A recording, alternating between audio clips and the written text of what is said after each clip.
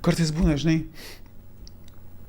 darai kažkokius dalykus, darbus kažkokius ir praeina savaitę ir tu galvoji, lemba, jau praėjo savaitę, aš nieko neatsimenu, kas ten buvo. Ten aš užpildžiau formuliarą, kažkokį tenais Excelio lentelę ten užsipildė, kažkokį ten padariau ten, nežinau, sukaliau ten suolą ar kažką. Bet, ten nėra manęs, toj savaitė nebuvo, mano laiko nebuvo iš viso, supranti?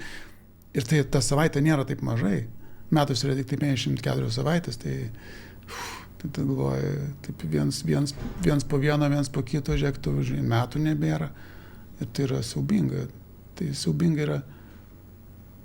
Aš žinai, man atrodo, kad mes esam kokio 20-30, man atrodo, kad oi, Jėzus Marija, dar čia laikomės, dar turime daug metų.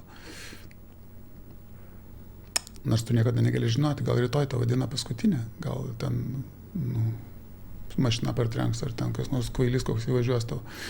Ar šiaip gali būti, žinai, koks tai trombas ir out ir nėra tavęs. Bet netgi jeigu ir taip nebūtų, vis tiek tie metai yra per mažai.